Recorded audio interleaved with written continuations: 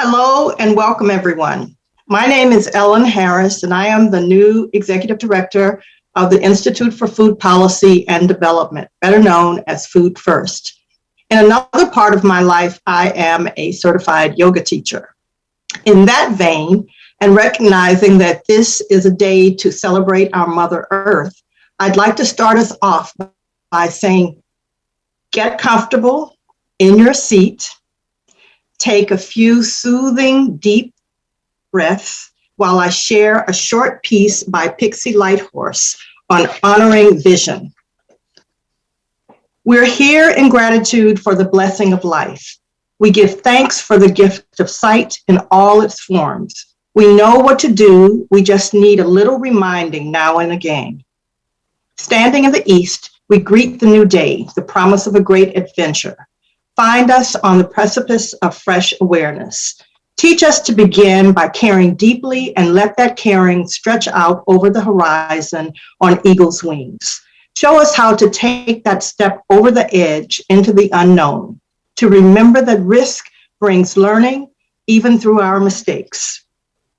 Steep us in the waters of trust so our toes will not be afraid to touch the mysterious future. Remind us that we are responsible for what comes next, that the past is a good educator, but not always a reliable compass. Help us prioritize our health, the health of others, and the mama planet. Help us organize and assemble and share our ideas with one another.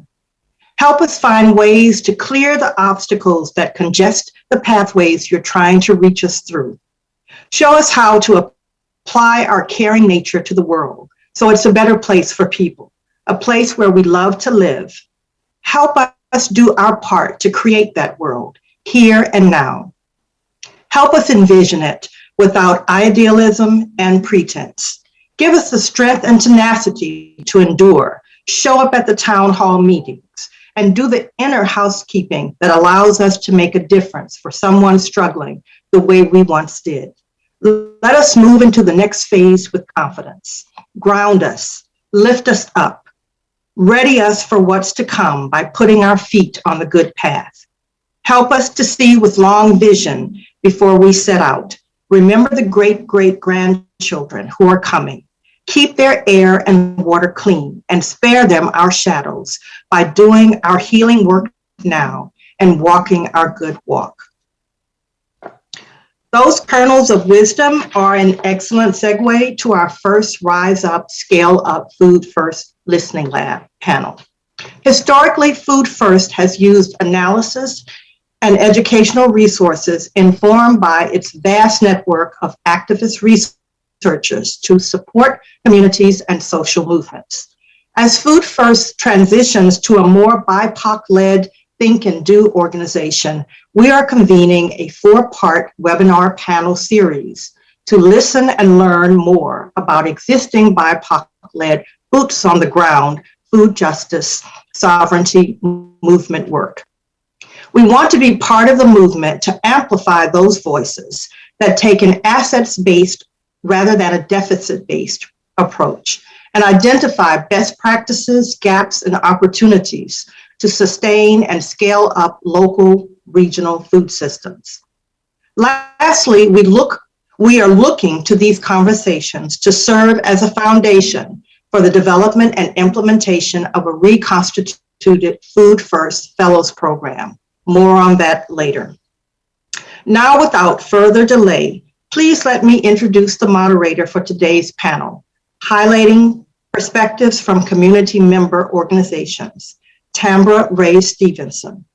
Tambra was recently appointed by USDA Secretary Tom Vilsack to serve on the National Agricultural Research, Extension, Education, and Economics Advisory Board, which provides advice to the Secretary and land-grant colleges and universities on top priorities and policies for food and agricultural research, education, extension, and economics. She is a patent holder, founder and CEO of WANDA, Women Advancing Nutrition, Dietetics, and Agriculture, working on the nexus of intersectionality, nutrition, equity, sustainability, and health. She holds an MPH in Health Communication from Tufts University School of Medicine. She serves as the Nutrition and Health Working Group co-chair for the Washington, D.C. Food Policy Council and Nutrition Security Working Group co-chair for the Tufts University Food and Nutrition Innovation Council. She is currently working on her PhD at the American University School of Communication. Please welcome Tambra.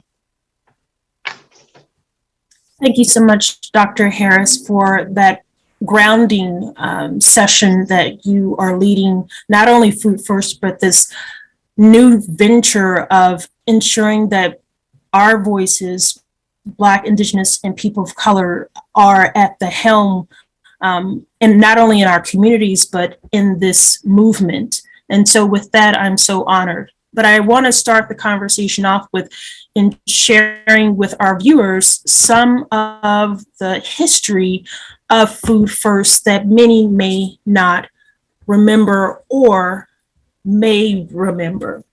Starting with our founders, Francis Frankie Moore Lape and Joseph Joe Collins came out of an age in the 1960s during the Civil Rights Movement, the Vietnam War protests and domestic assassinations, and President Lyndon Johnson's war on poverty, when they began to pose the question, why is there poverty in the richest nation on earth? I think we can still raise that same question today. And Frankie went on to develop the highly acclaimed book, Diet for a Small Planet. And not only that, when they created Food First, they came in the organization laying down the groundwork in the literature from the 1981 book, The Circle of Poison, leading to the creation of the Pesticide Action Network, as well as the advocacy work in Central America around the 1984 Central America Television Advocacy Network, which split off from Food First in 1986. And if we were to speed ahead, Food First empowered thousands of students and educators and concerned citizens around the world to better understand the impact of economic globalization and have advanced campaigns around human rights and people accessing the resources to feed themselves when we think about the work of food sovereignty. Also, Food First has continued to analyze and protest and advocate for human rights and alternative ways to uphold sustainable organic agriculture. And the present moment, the way forward. Over the last 40 years, injustices have become more complex, and movements for democratization of food and land and political systems continue to grow stronger. And the need to amplify the voices today in today's conversation and beyond, and the actions that these organizations are taking as leaders in our community and in our country are paramount when we think about producers and workers and activists and researchers and thought leaders coming together at a most critical time that this pandemic has shown us that food matters now more than ever.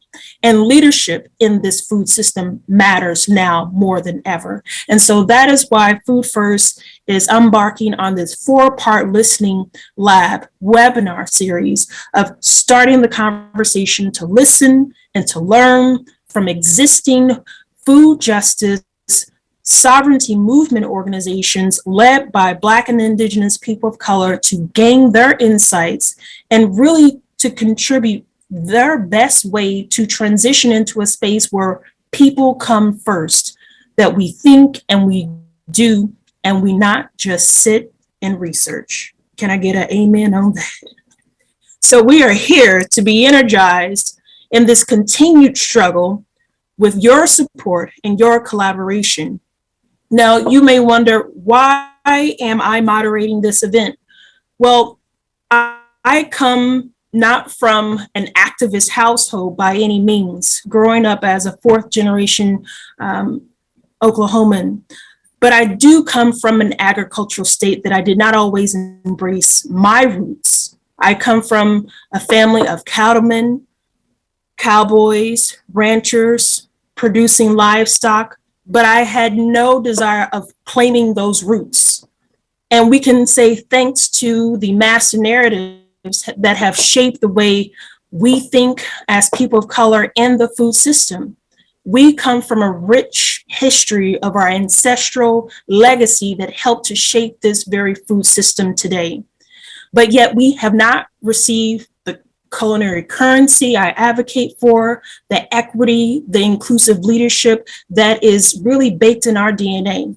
And so we are saying no more to being hidden figures in the food system. We are here to take our rightful thrones, not only as men, but as women, because we stand at the nexus of intersectionality and no longer in the margins. And so I am so thankful to see women leading this movement because it's critical and we have much to offer and complement our brothers in the food fight. And so with that, I would love to begin sharing a little bit more of the background of our upcoming panelists. First, we have Dr. Jasmine Ratliff. She is the new leadership with the Black Food Justice Alliance. And we have Carrie Jo Lawrence, who is with the Intertribal Agricultural Council. And then we have Jose Olivia of the Heal Food Alliance and Tendlin Daniel of the Federation of Southern Cooperatives. And lastly, Martine Lemos of the National Young Farmers Coalition. Let me share a little bit about our upcoming speaker, Dr. Jazz, as we affectionately call her. She is an applied food systems research and policy-based specialist. She has partnered with academic and anchoring institutions and foundations and community-based organizations to identify the root cause and develop innovative solutions to the food challenges. Just call her Dr. Foodie. And she has received her master's degree in community planning from Auburn University and her doctorate in integrative public policy development from the Tuskegee University. So as someone who's grown up in New Orleans and has been a farmer, she brings a unique perspective, and we are so honored to have her a part of this conversation.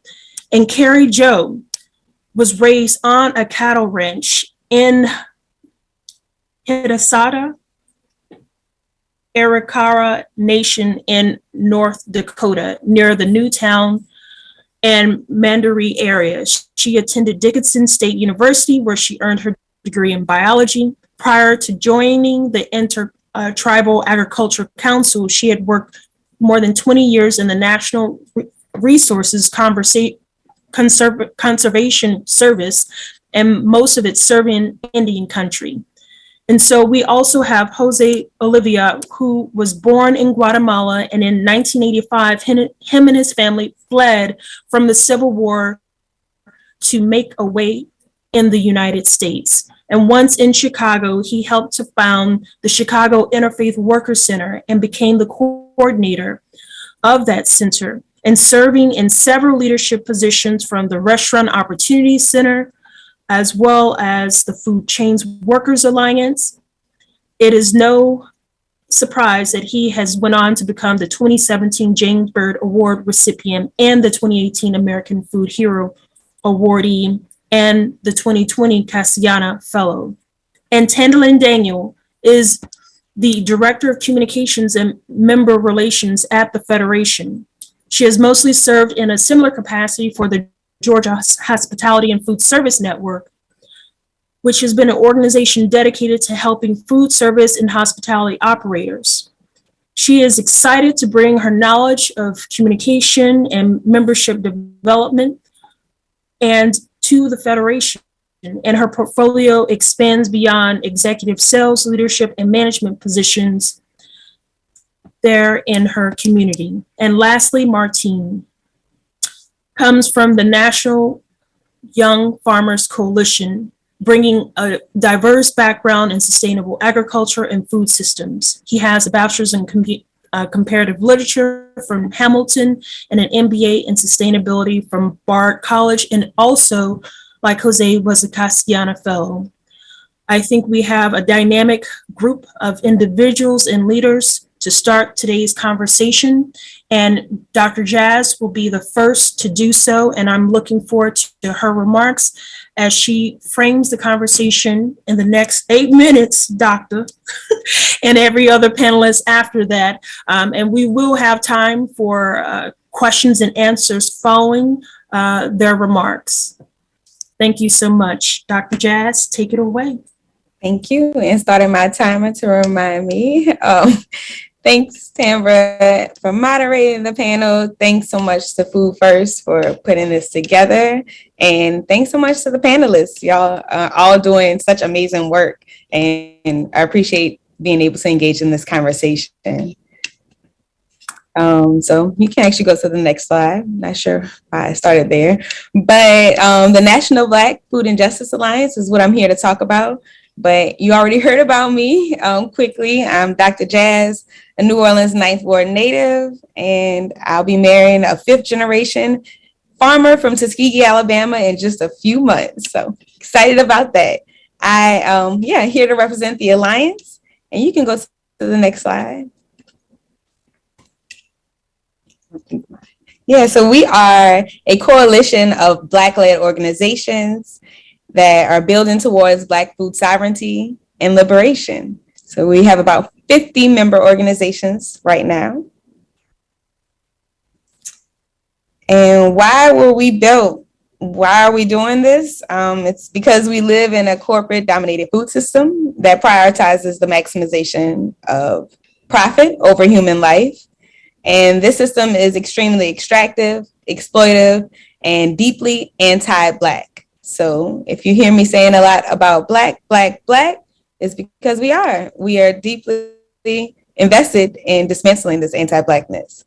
And we have witnessed the systemic dismantling of all Black, not all, but a lot of Black land ownership and our foodways. We lack access and control over the food production, distribution, and consumption. And this is how the members of the Alliance, we regard our food environment and our foodways. And this both fuels and I feel also constrains the movement towards Black food sovereignty with a patient urgency. So we see our work scaling up and sustaining local food systems by organizing people, by building institutions, and by amplifying culture. Pictured here are Dr. Jafunza and Baba Fred Carter. They're with the Black Oak Center for Sustainable Renewable Living, and they're currently fighting the NICOR pipeline in Pembroke, Illinois. So I'll be sure to drop some links at the end for more information. You can go to the next slide. Our work is democratically governed by our members through working groups. We have committees. We also have cultivator collectives and governance councils. I think the slide for the cultivator collectives were earlier, but you can go to the next now. And just want to show that our work is based in 2 main areas. So the food and then the land. So with the self-determining food economies, we have committees on co-ops and supply chains. We've built a Black food map and are still adding to it. We partner with Collective Courage Fund to support the developing and sustaining of Black-led co-ops. And we're leading a Black-led co-op track. There's that Black. And at the up and coming conference next month in Madison, Wisconsin. So really excited to be doing work there for non-extractive exchanges of goods and services. But also on the other side, we have the land with the Black Land and Power Working Group, where they're working to deepen the collective strategy towards Black land retention, protection, and recovery. So it has committees of land stewardship and also land defense. And they've recently launched a series of land stewardship trainings throughout the United States. You can go to the next. So we also are made up of some governance councils. We have our Mutual Aid Resource Council, which has distributed over $1 million in funds directly to Black farmers for mutual aid support and emergency relief. We have a Umoja Transformation Council, where we address conflict mediation in a restorative way. And also, I'm excited to share about the Resource Commons Council. So this is to regain that stewardship of the 15 million acres of land that has been stolen. That's the approximate number since 1920 through the present day. And we're going to do this through removing land off the speculative market and putting it into a trust to benefit Black land stewards and farmers, and to defend the land that's also at risk from being stolen. But the Resource Commons Council right now, currently are in conversation with a few partner organizations to secure their first piece of land this year. It's over 100 acres. So excited to have that space. You can go to the next. And this is our policy work as well. So our founding executive director, Dara Cooper, she worked with members and legislators to draft the Justice for Black Farmers Act. So if you read that legislation, those requests were demands directly from people who know what is needed. We're also working with our long-term partners, the Movement for Black Lives. I'm a leader in the Black Hive, which is the climate arm of the movement, and that's to amplify a Black climate mandate. So we're excited to continue this work directly in building Black food sovereignty and addressing the gaps that we know purposely existing. And a specific gap that we're working to address is that there are currently no existing centers or programs at an 1890 land grant institution or a historically Black college and university that's rooted in agroecology. And it has a holistic, so we're looking to have a center that we're seeding to have regenerative agriculture department.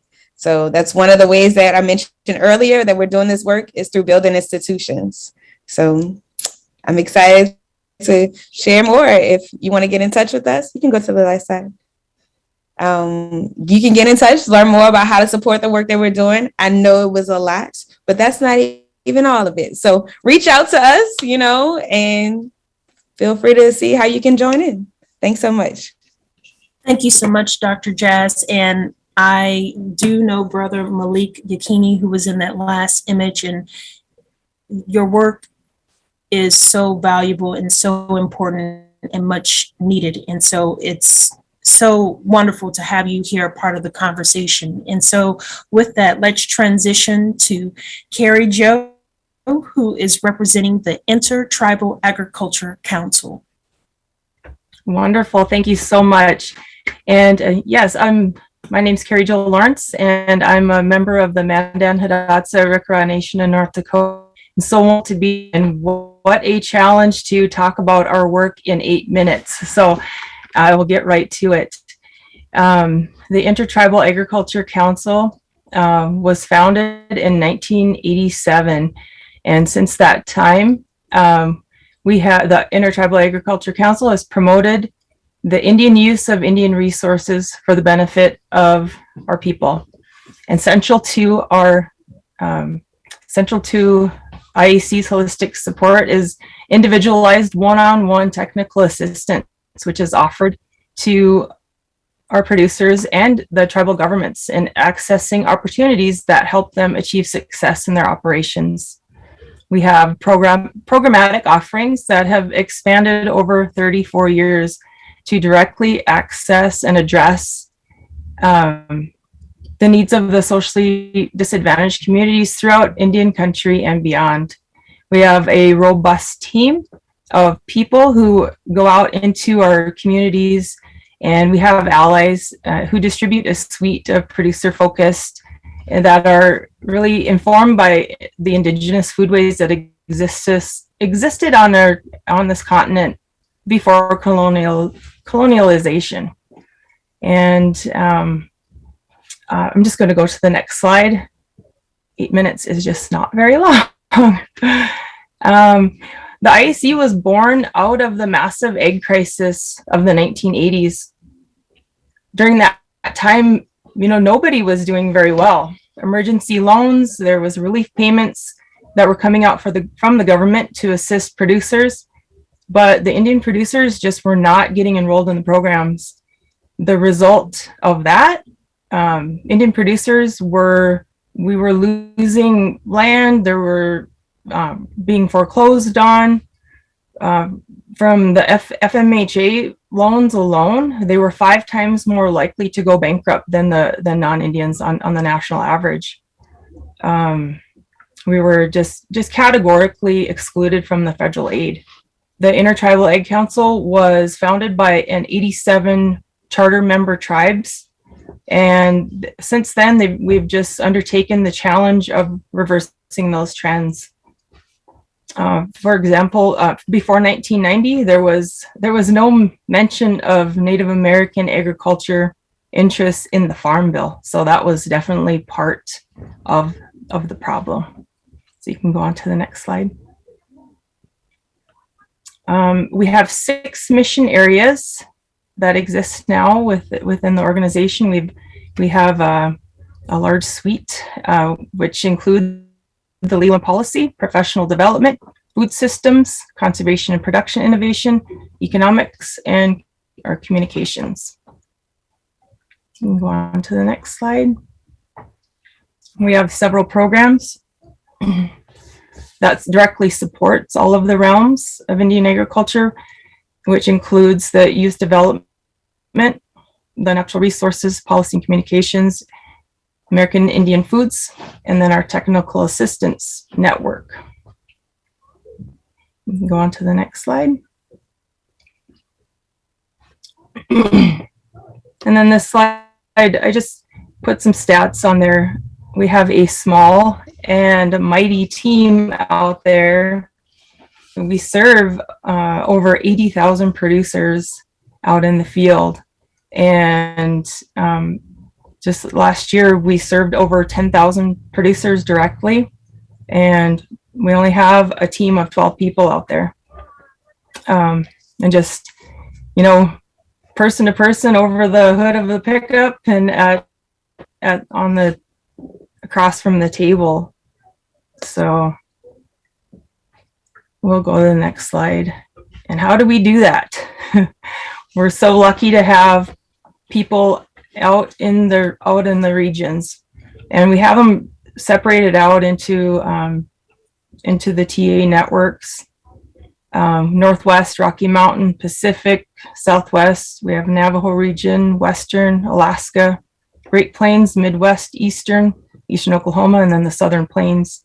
And right now, we are actually growing our team. We're scaling up. We're talking about scaling up. We're looking for people. So if you know people, we have some jobs advertised right now. So look at our website and let them know. Put a little plug in there. So next slide, please. Our American Indian Foods program. Our AIF program is designed to work with American Indian and Alaska Native owned businesses to provide export education and technical assistance to facilitate access to domestic and international markets. We have a trademark program as well that people can use. Next slide, please.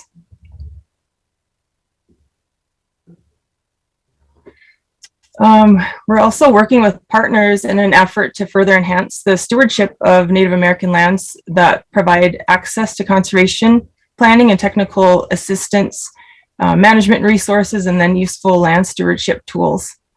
This presents Native producers with a unique opportunity to build upon their land stewardship knowledge base, and they can continue to improve sustainability, health, and productivity of their operations, natural resources. And can we go to the next slide? And I just wanted to talk about, so I talked just real super briefly about our trademark program, because we have the made and produced by American Indians. And we also just implemented recently the seal. We have a Regen Nation seal. And it's basically a pledge, because we find it super important that we are not, that we're not putting a definition on regen. To us, it's a relationship. And can we play our video? It's not very long.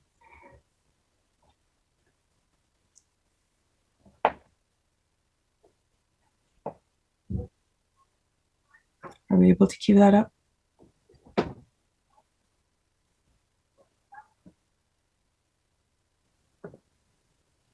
or no? We don't, okay. It's included in the slide, so maybe some other time we can share that. So youth and professional development, our youth programming just really evolved into also a professional development, because we have college and then even into the older, up to 25 years of age, just trying to grow the bench, because we want some folks from high school and older, and just growing into jobs. So from attorneys, veterinarians, and into the pipeline, so we can have people who understand where we're coming from in those professional jobs. Can we go to the next slide? And then, of course, our policy and government relations. We have a big growing team of policy and government relations folks who we have some folks in Washington, D.C. now. We just started having somebody there this last year, which has really been helping us have our voices elevated to help with our policy and advocacy. And then we have our Native Farm Bill Coalition, and that's also a growing collaboration with our partnerships. And last Farm Bill, we had 63 Native-centric provisions get included into the Farm Bill. So that was some exciting work. And the last slide, I just want to say thank you. And our website is right there for more information. I think I'm out of time, so thank you so much. And thank you, Carrie Jo. And I will have to say, I've tried the Tonka bars. They are fabulous. If you've not had them, get them. As you know, bison is the state animal of Oklahoma, so we have to support and protect our endangered species. And I thank you for the good work that you all are doing. Now we have Jose coming to the stage from Heal Food Alliance. Jose, take it away.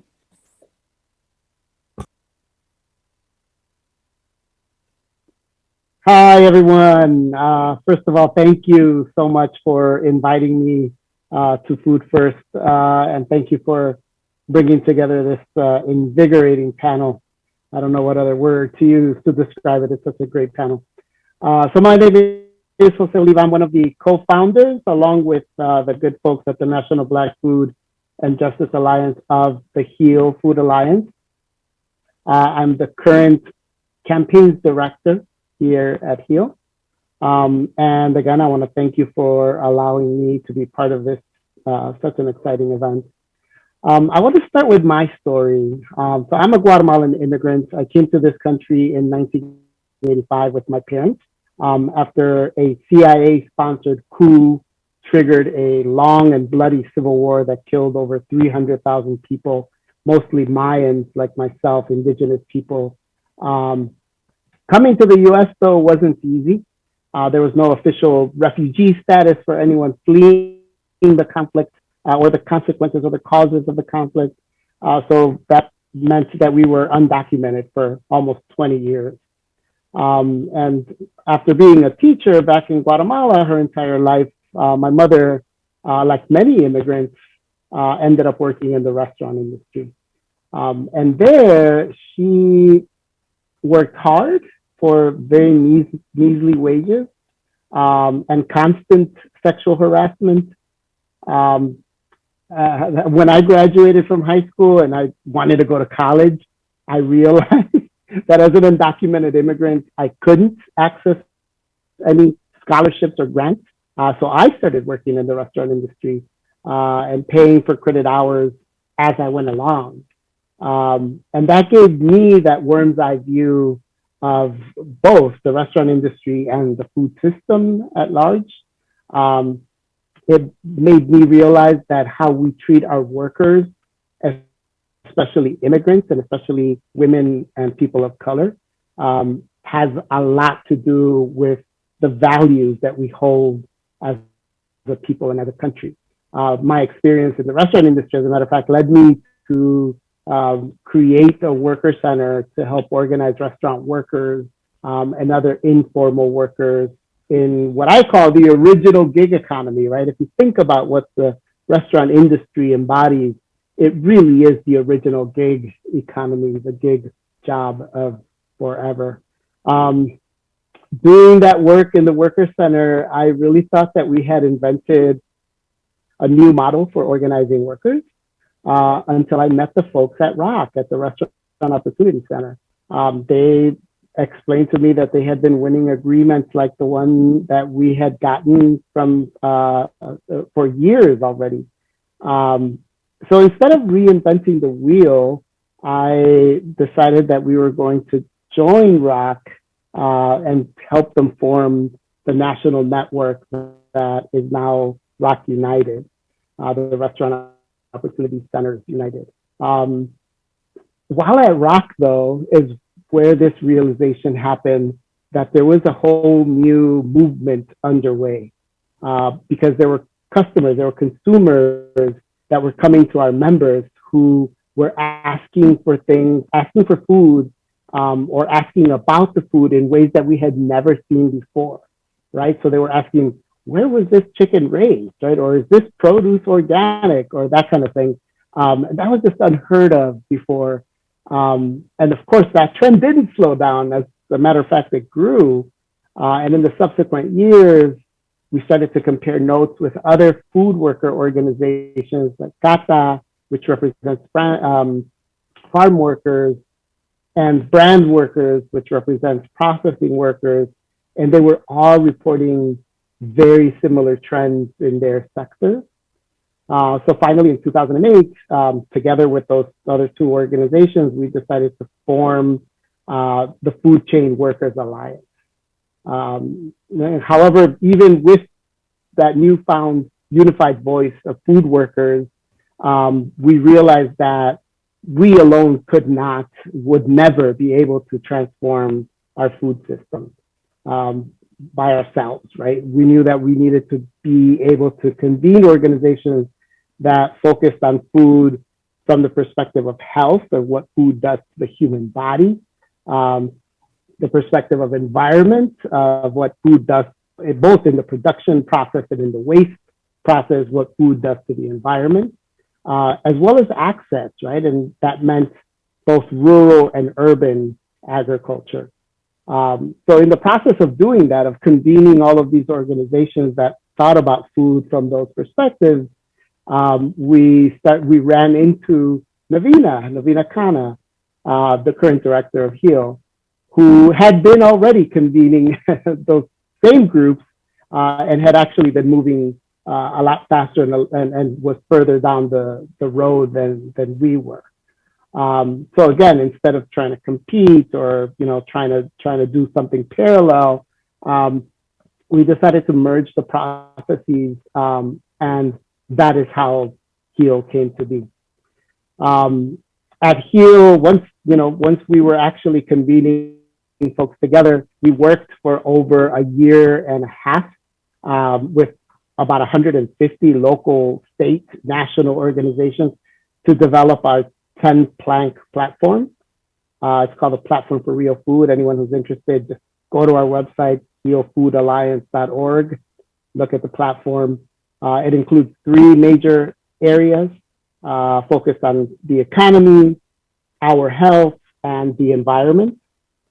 And that is what then gave rise to the 5 major areas of work that we're currently engaged in now, which we arrived at through actually a participatory strategic planning process that we started in 2019 with the staff, steering council, partners, members, and those 5 core methods is what we call them, are connecting and uniting existing groups in the food justice space, doing political education and analysis with emerging leaders, existing leaders in the food justice space, advancing our shared narrative outside of the food justice space, connecting and nurturing campaigns, and organizing resources for a BIPOC-led grassroots movement for change. That is in essence what we do at HEAL, we've been over the course of the last 2 years during the pandemic, doing a lot of work to support especially food workers, which everyone started to call essential workers, but continue to pay them minimum wage. And those workers were dying at a much higher rate than the rest of the population, except for old folks. And so we have still an ongoing campaign that I would invite everyone to participate in. You can just go to our website, healfoodalliance.org/protect food workers. And you'll see the myriad of ways that you all can get engaged and involved. So with that, I will leave you, and I want to thank you all for, again, for inviting me and for being part of this. Thank you. Thank you so much, Jose, and for sharing your story that so many can relate when it comes to migrating to a new country and making a way. And you have definitely risen to the top and made sure that your voice is being counted, and so many are grateful for that. With that, I want to transition now to Tandalin Daniel from the Federation of Southern Cooperatives. Tandalin?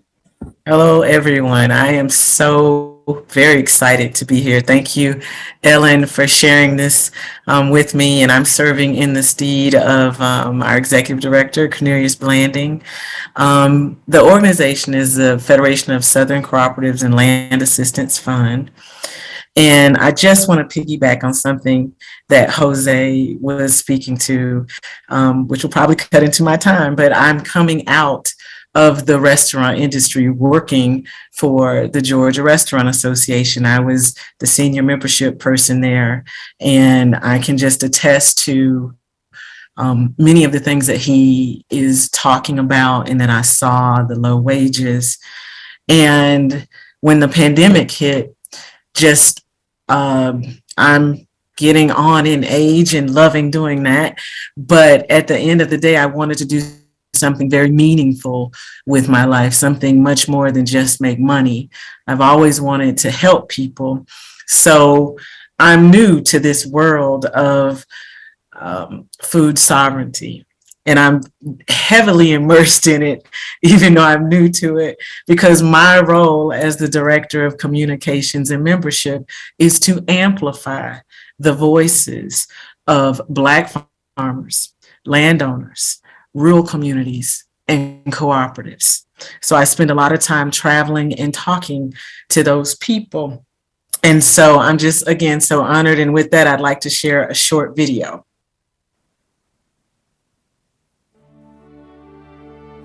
We won't forget when our voices were silenced on everything that touched our lives. You took your life in your hands when you went anywhere, particularly if you were going somewhere talking about freedom and independence and cooperative farming.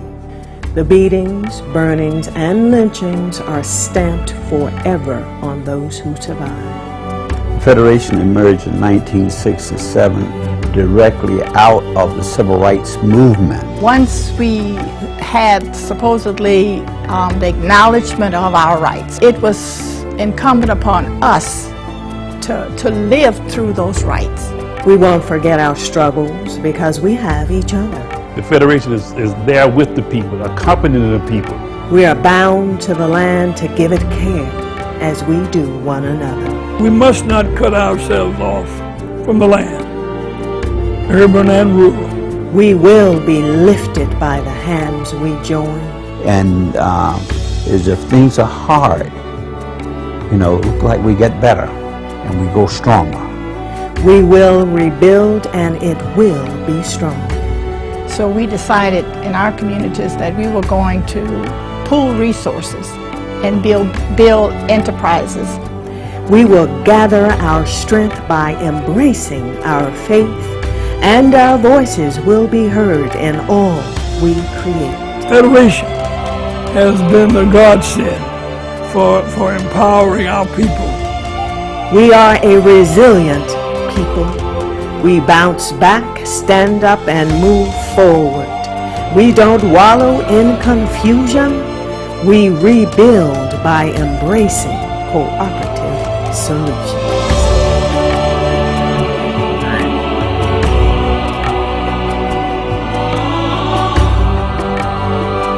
That video is coming to a close.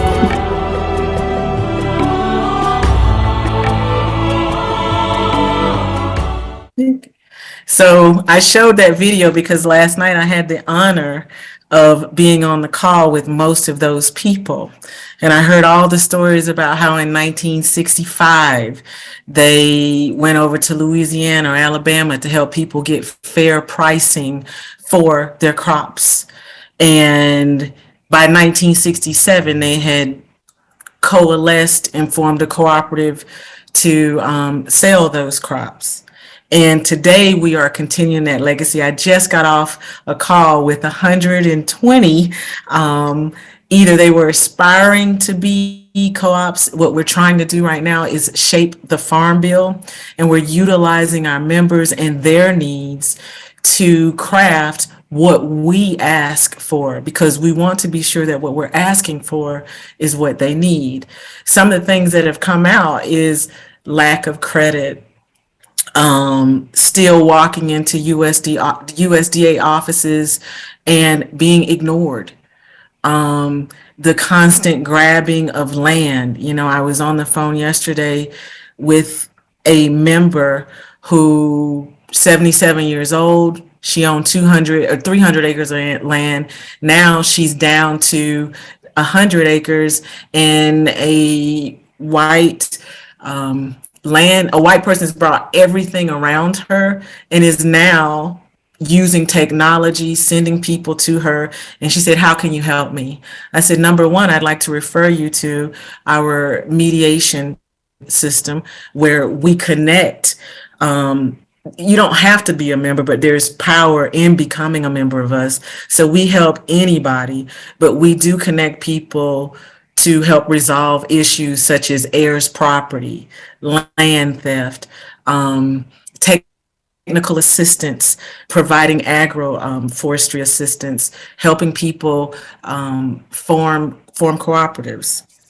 And we were, as you could see, born out of the civil rights movement. Again, we do this work through land retention, advocacy, and cooperative development. We operate across the southern region.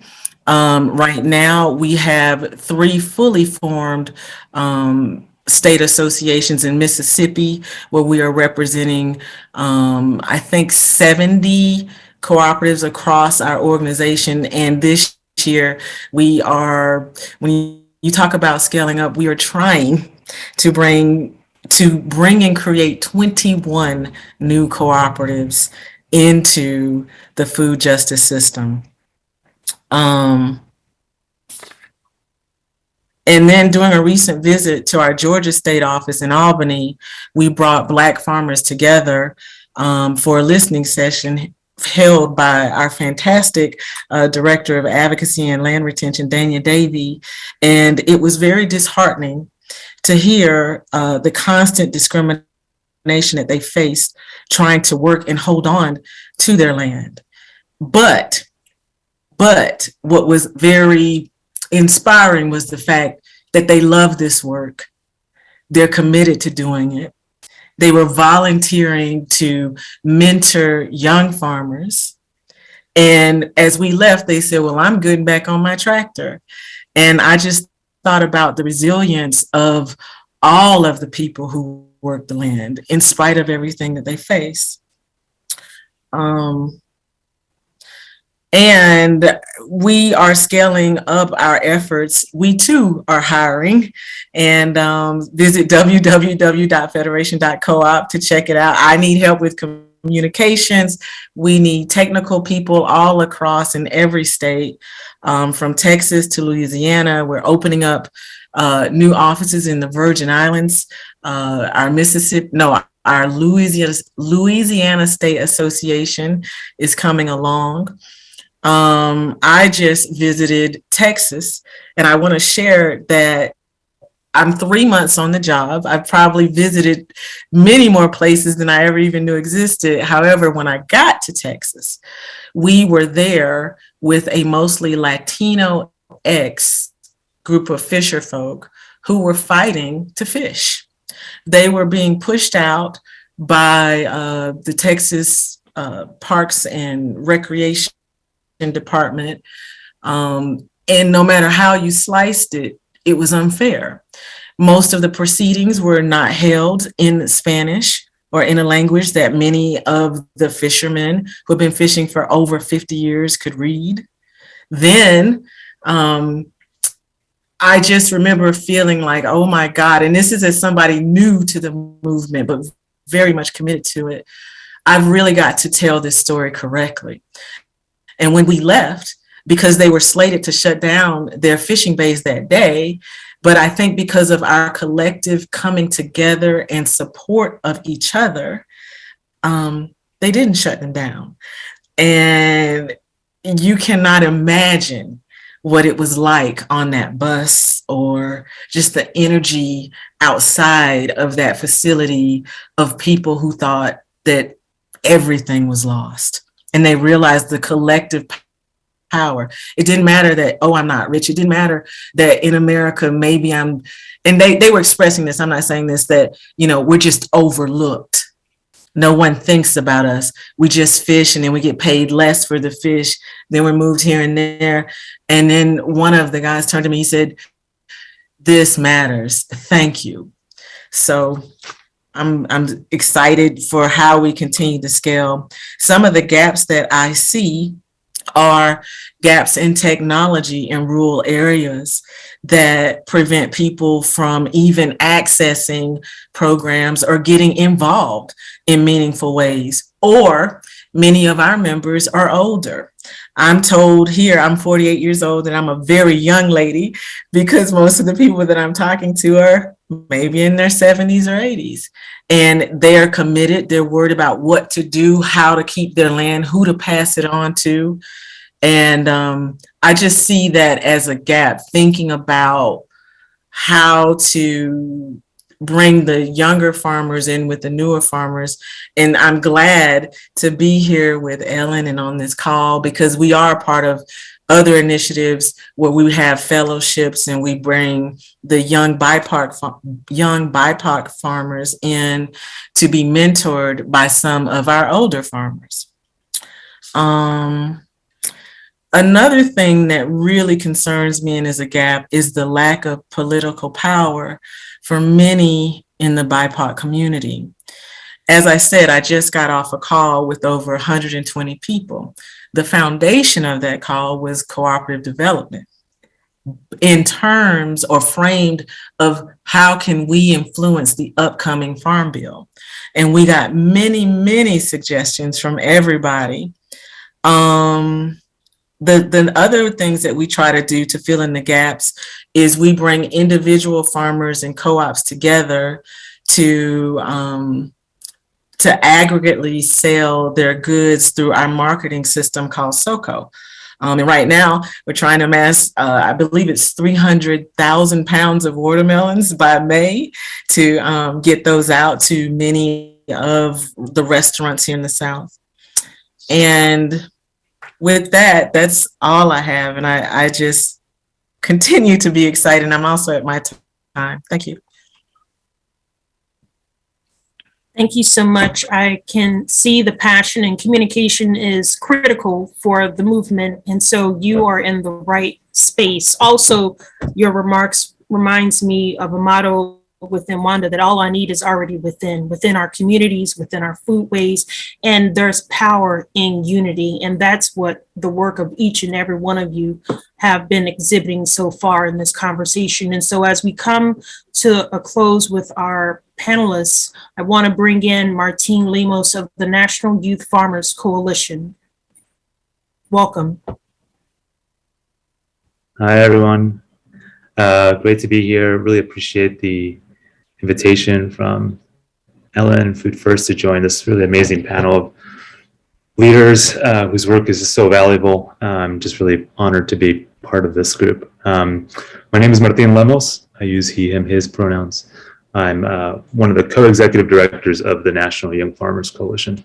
And I'm going to use this limited amount of time, and I'm going to try to make it short because I want to hear from the other folks rather than use a full 8 minutes. But I'm going to talk a little bit about our work on the Farm Bill, since it's a big part of our focus as an organization, as a coalition, as a group of young farmers across the U.S. So let's go to the next slide.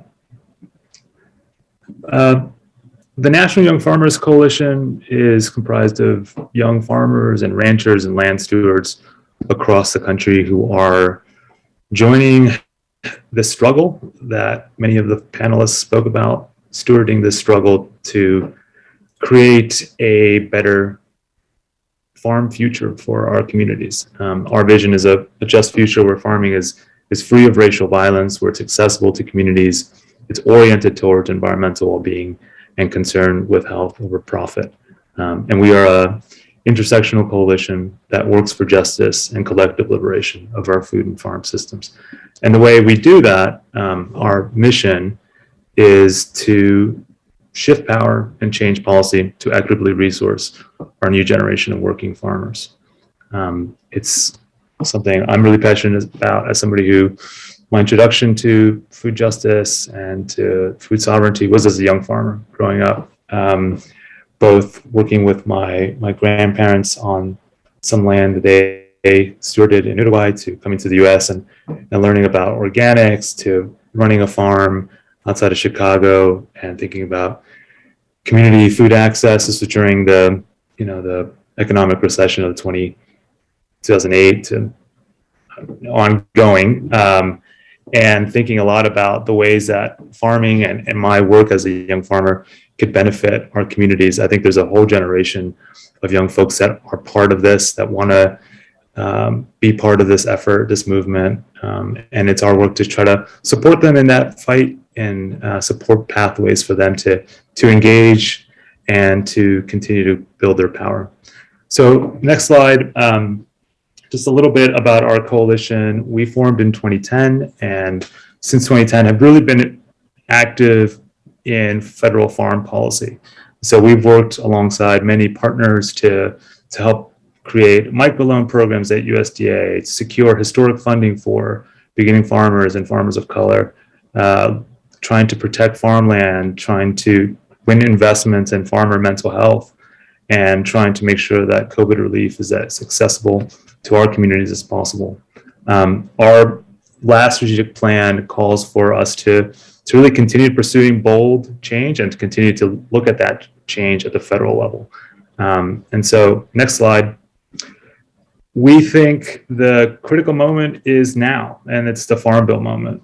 We think the Farm Bill moment really offers us this opportunity to change policy and to change it to what our farmers and communities deserve. I think we know quite well that the Farm Bill is a massive piece of legislation, over $500 billion allocated through that Farm Bill. And our success in making sure that that Farm Bill is oriented to community health, that is oriented to equitable resources for farmers, that is uncompromising on climate action, and the commitment to our well-being of our communities is essential, right? If we don't secure that in this Farm Bill, we have another 5 years to go through broken policy and trying to do the best we can. We want to take this moment to really orient this Farm Bill, this piece of legislation, the federal government, to really consider a farm future that many of our farmers, many of us are envisioning. And especially with farmland prices skyrocketing and the climate crisis just escalating and continuing to threaten our ability to live and thrive, this is really a moment to look at the Farm Bill and collectively try to win what we can through that avenue, and looking at federal policy change as a big opportunity to get some things that will make a lot of our broader work, both what's happening on the ground in our farms, what's happening in our communities, our organizing. It's a way of really making things a little bit more feasible for us. So I think the next slide just want to talk a little bit about what one of our key focus points on the Farm Bill is, which is land.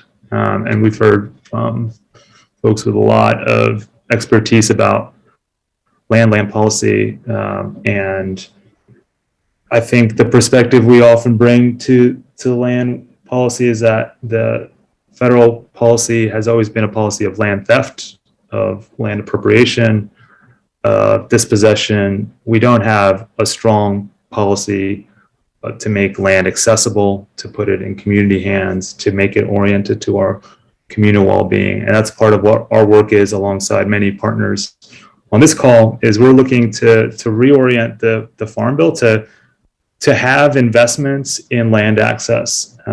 We are aware as young farmers, access to land is the number one challenge. It's the impediment to getting a foothold in agriculture and being able to create a livelihood. And what we're looking to do in the next Farm Bill is secure an investment in land access, in succession of land, conservation of farmland, equitable resourcing and reallocation of land. We are in the midst of a massive land transition, and we need a Farm Bill that really steps up and addresses that as best we can. And we're doing that through a couple options, a couple routes, I should say, as an organization. One is we need coalitions to do this work, right? Because none of us have the full perspective on this, or our perspectives are always improved and our policies always improved when we work in coalition. So we're doing a lot of work to make sure that we can, together with partners, think about this work and are able to present a land policy agenda that meets our needs and is successful and improves land access for our communities. We're also really committed to the voice of young farmers as advocates. So we launched a land fellowship program where we have 100 young farmers and ranchers across the U.S. Who will be working as fellows for the coalition over the next 2 years, getting some media training, getting advocacy training, coming to DC to speak directly to lawmakers, working within their communities to organize, publish op-eds, speak to media, really trying to make sure that the voice of young farmers, young folks, young BIPOC farmers are heard and amplified and really reflected in this next Farm Bill. So really appreciate the opportunity to join this panel and to speak with you all and to share a little bit about what we're looking ahead to in the next Farm Bill and what we're working on right now. And thank you so much, Martine, with those key points. What's been awesome about this set of dynamic individuals is that we bring a range of superpowers, from addressing issues across race, gender, age, generations, and also understanding that in order to move this movement forward, we need to ensure that the resources and the assets are in place. And so I want to bring us all together to the Q&A period of this conversation and raise some key questions around what does it take for you to go from just surviving to thriving as an organization? What are those opportunities that can help amplify the work that you all are doing and engage in more action-oriented work, as if you're not already doing that? But it would be great if someone can start off the conversation and speak to that.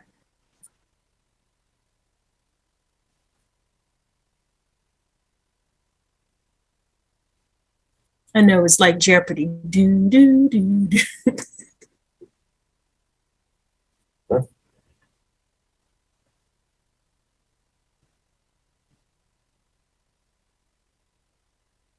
I'm going to ask if you could restate the question just one more time. No problem. What are opportunities and partnerships that are available that can help amplify the work of next generation BIPOC food leaders? and Okay. engaging in action-oriented work collectively? So I have one. Right now we are in partnership with Braiding Seeds, and we are working with a fellowship where we're going to select, I think it's either 12 or 10, they'll get a $50,000 stipend to work the land. Then we will give them technical assistance. We will pair them with mentor farmers. We will also, when and if it's available, try to help out with any of the other issues, whether it's funding, discriminatory, legal, heirs property. And the reason that I was so excited to come and be a part of this is there's a fellow opportunity here as well. And that's how I think we will really grab and bring people in, by giving them support to do this work. Thank you, Tendlin. And yes, for those who may not know, please check out So Fire Farms Braiding Seed Fellowship Program, which seems like a dynamic opportunity for anyone who is interested in being a farmer. And the next question, oh, yes, please, Carrie, join in. I have one. The IAC is a top 10 finalist in the Racial Equity 2030 competition. We have partnered with the Indigenous Food and Agriculture Initiative, the Indian Land Tenure Foundation, the Native CDFI Network, and Indian Collective, and the Native Governance Center. And in our plan, we have it's called the 574 plus federally recognized tribal governments of Indian country. So with our partners, we've written the regenerative finance model, and our goals are to increase access to patient capital investment and to grow the native food and egg economies, to design open markets demand for native food products, to provide individualized technical assistance, and then to embrace more traditional ecological knowledge, and then empower Native American young professionals to pursue careers in food and ag, and then also to work on those political barriers. So it's a holistic plan to do all of those things. So we're really excited to hopefully win. And we'll be finding out in August. But no matter what, if we do or not, we're going to use our plan to uplift the work and continue. So yeah, it's been an amazing opportunity. We've been writing our prospectus for the last 6 months, but it's been really neat. Well, thank you so much for that, Carrie. I think it is important, one, the number of organizations that you've just mentioned, how that ecosystem is so vitally important in order to move this work forward. So I want to also remind people, if you have questions, now is a great opportunity to share. And as those questions become populated, I want to go on to another question around, there may be times, and we know during this pandemic, we've had to pivot with grace and redirect our focus. How do you manage it all? If anybody wants to touch on that question. Anyone mastered the pirouette? It's a really fun question. Yeah, thank you to whoever came up with that. There's, I think, layers to what everyone here does. And I think definitely those same layers apply to what Heal does. There's like the micro layer, right, which is this individual to individual work, a lot of which is really relational, right? It's about building relationships and maintaining those relationships. And that could be nurturing, that could be life-giving and energy-giving. It doesn't have to be something that sucks your energy, although it really depends on who that relationship is that you're building with, right? But I think that sustains the other two layers of the work, which are the institutional, right, the sort of organizational layer that is the meso, the middle, and then the large one at the top, which is the macro, the movement layer, where all the organizations and all of the work that everyone is doing here coalesce to try to change society as a whole and the food system as a whole. So I think that would be my advice to folks is focus on the good relationships. Try to have good relationships with the people that you work with, because that sustains the rest of the work. Amen to that. And it has me thinking of the energy vampires. And given that so many people are volunteering their time to do this work, that mission alignment is critical. And we know that we are not monolithic people, Black people, Latin people, Indigenous people. And so ideology and philosophy and what values drive you in this work, I find to be important. And so with that said, I wanted to know, how do you all define your audience? How do you define inclusion when it comes to participating in your programs and projects?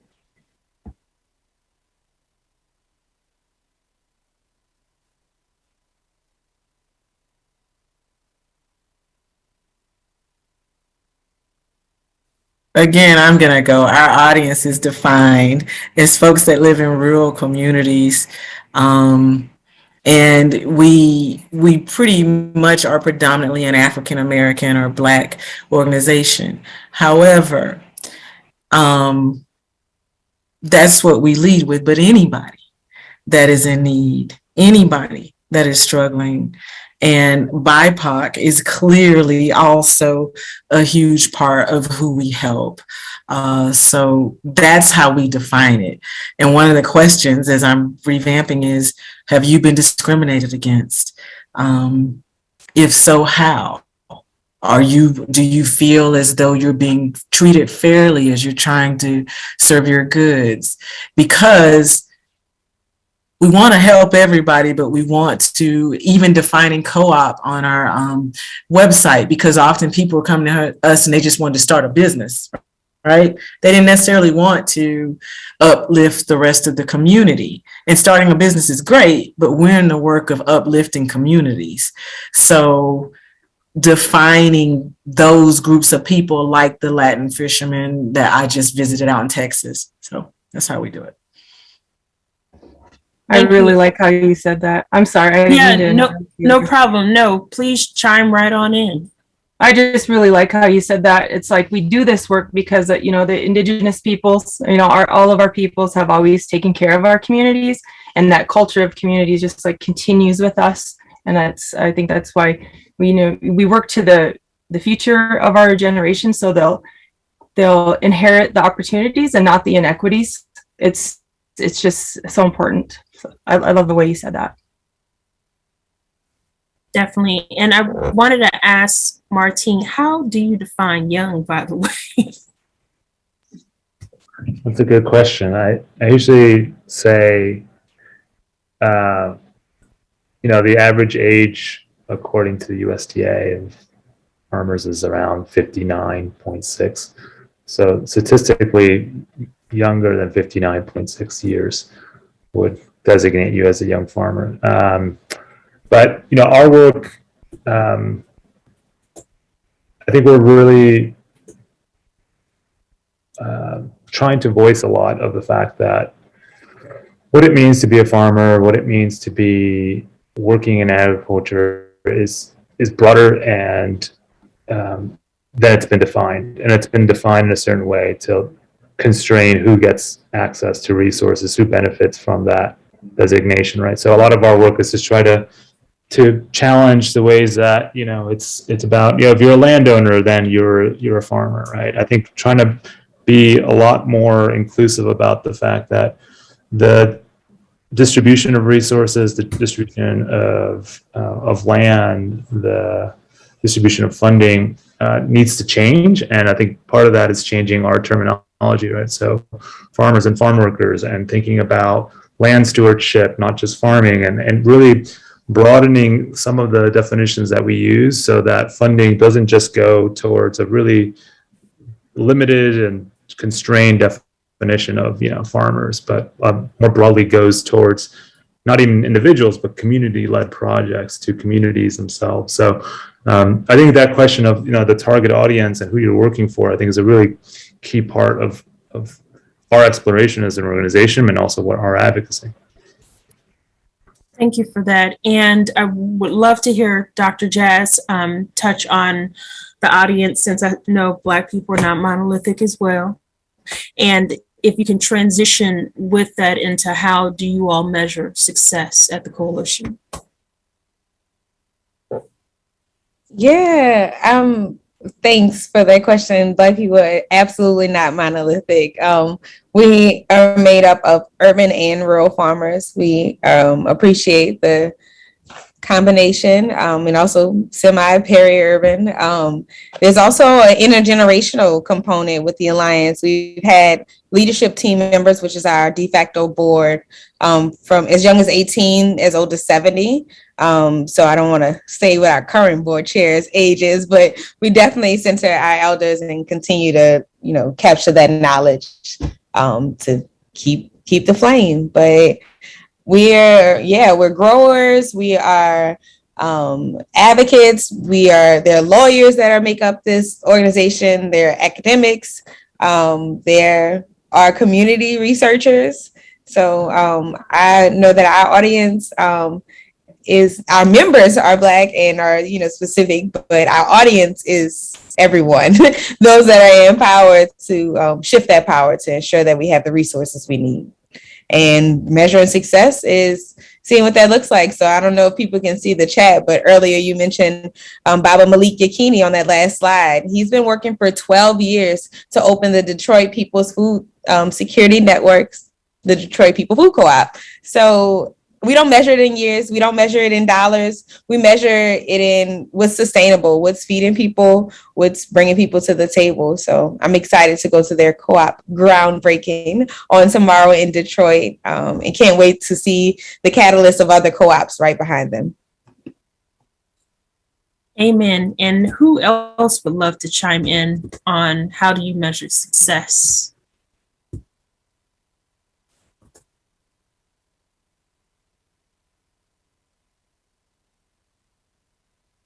Jose, maybe? Sure. I don't know. I come from a pretty old school organizing framework where the impact is measured in changes in real people's lives, right? So if there is better working conditions, for instance, in a particular place, that is measurable success, right? And it's not, to heal, at least, it's not binary. It's not you either succeed or you don't succeed. There are many campaigns that might at first glance appear to have been failures, but the knowledge, the wisdom that the leaders of those campaigns gain from having led those campaigns actually put them in a much better position to lead successful campaigns in the future than folks who have never led a campaign before, right? So that is, I think, the essence of why we do what we do, is really about this exchange of experiences of folks who have certain experiences, and how they can exchange those experiences with other folks who don't have them and have different sets of experiences that can exchange them with them. So, yeah. Thank you so much for that. And you're right. At the end of the day, it is about changing everyday people's lives. And so, Carrie Jo, can you share what is the way in which you all see success through an Indigenous lens? Yes. I guess I could just talk about the things we've been working on. If we could see some access to healthy foods in our communities, that would be amazing. Some access to some appropriate financing within our community, something we can reach. increased wealth and just those financial resources that we need, some appropriate patient capital, it would be wonderful, and the removal of the political barriers that just limit, limits our success, and breaking free of the extractive cycles and generating indigenous centered wealth, that would be a true sign of success. Awesome. Yeah. And since we have 5 more minutes left, I want to do a quick speed round with our last 2 questions. One, we know that we've been having a conversation mostly around domestic issues, but we look at the news, we see what's going on globally in Ukraine, in East Africa, when it comes to food sovereignty. And I'm curious about, is your organization discussing these issues, and how are they acting around humanitarian efforts in any way? If we want to just start with Dr. Jazz and go Hollywood Square. Yeah, we're working with Toronto to bring them into membership, the Toronto Food Sovereignty. I would like to say it's a plan that they built right out of Canada. So we're not necessarily like involved in the war or Ukraine things, but we're definitely interested in bringing in international work that's happening, and most likely taking a trip to Cuba. Not a trip, but a delegation. Yes. Carrie Jo? I guess a lot of the work that we do is definitely within the reservations, which we have a lot of hunger within one of the richest countries in the world. We're addressing some of those, and that's, one of our issues is having access to healthy foods, and we have food deserts right there. So we have our own war going on at home, if I can say that appropriately here. That makes sense. It's like put on your mask first on the airplane before you put on somebody else's. I get it. Let's keep going around. Anybody else chiming in on the global humanitarian efforts through your organization?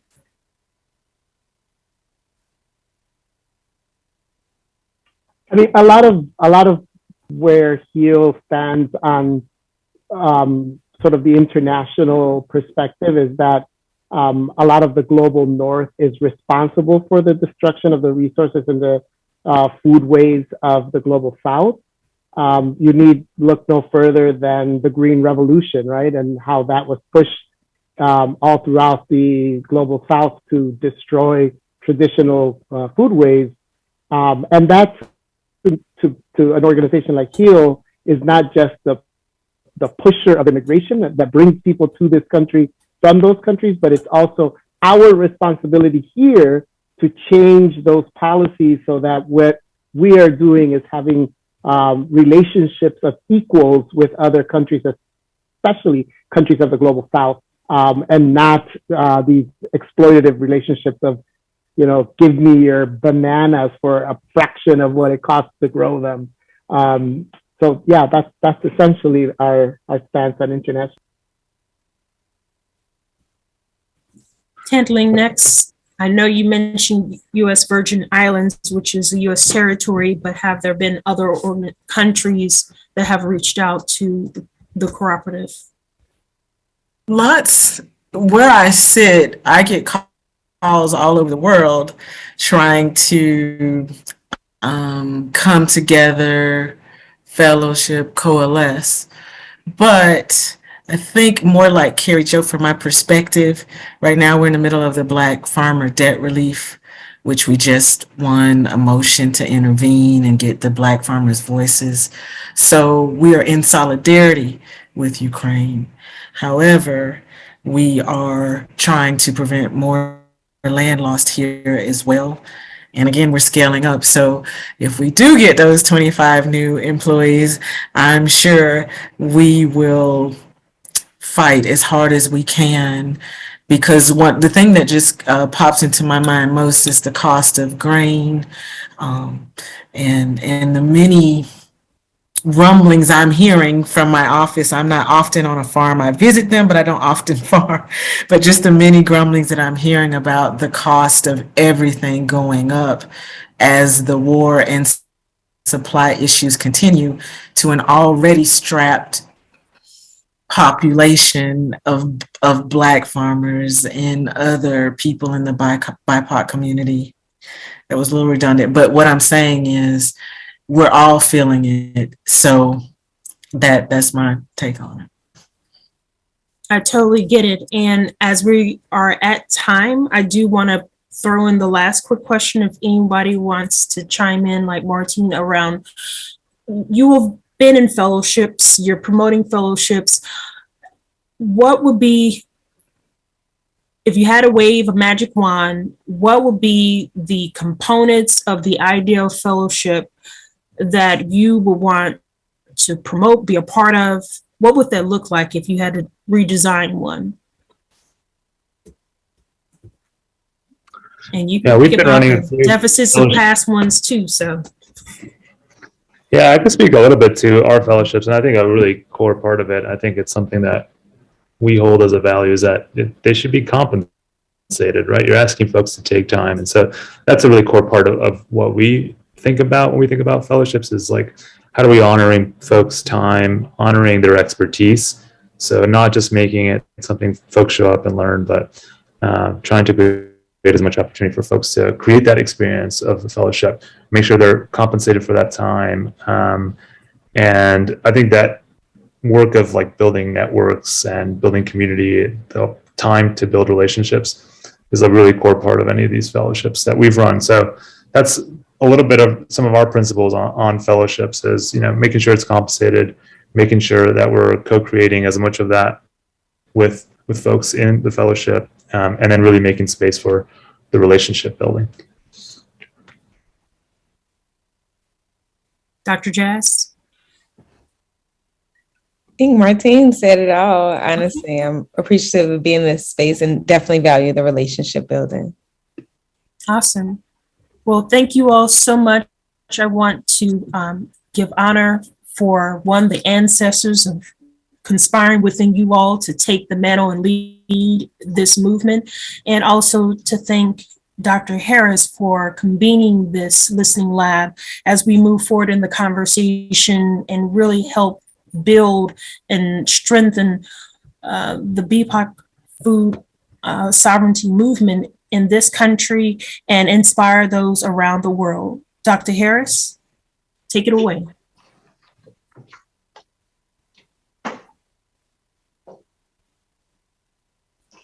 Thank you so much to the entire panel and moderator. I think you all really have done an excellent job for today's inaugural Rise Up, Scale Up Listening Lab.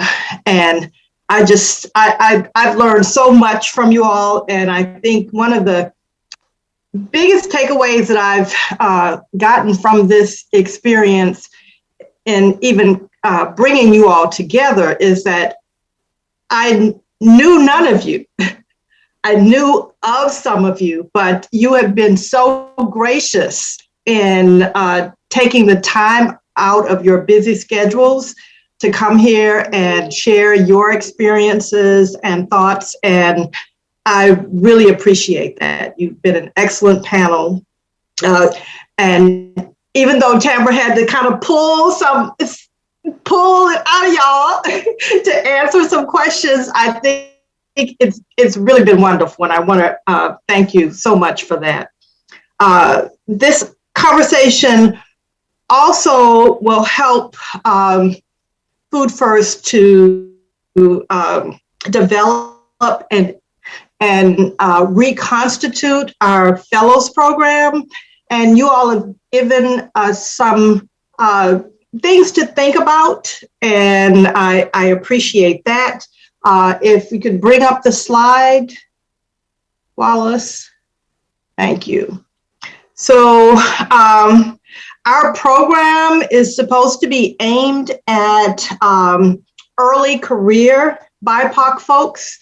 In the past, it was more established folks. And as you all have said in various ways throughout this conversation today, focusing on the younger generation and building those succession plans, and the folks that are going to lead us in this movement in the future is very important. So we're reconstituting our fellows program to focus on early career folks.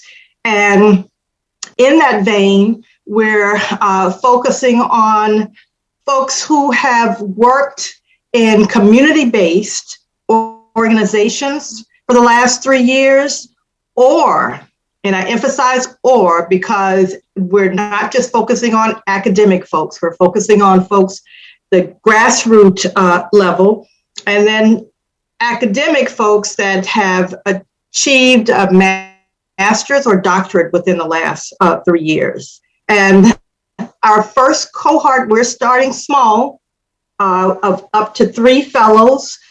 We're asking them to build those relationships, identify existing relationships they have, or develop new relationships, profile what's happening from the BIPOC-led perspective in a particular area that they choose to work in. We want them to chronicle best practices, gaps, and opportunities. We'd like them to recommend strategies using participatory action research or other inclusive research and community engagement methodologies, social media, culture, and/or technology. And you bring up the next slide.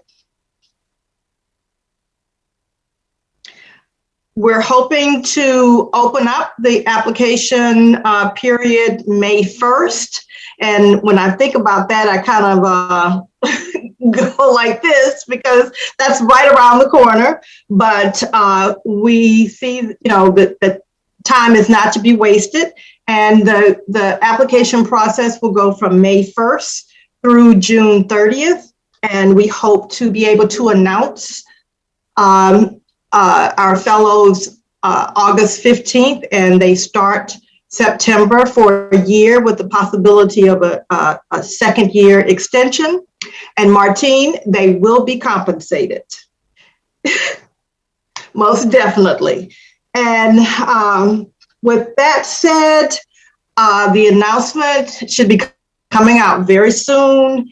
And I'd just like to end again with thanking everyone that has shared this webinar with us today.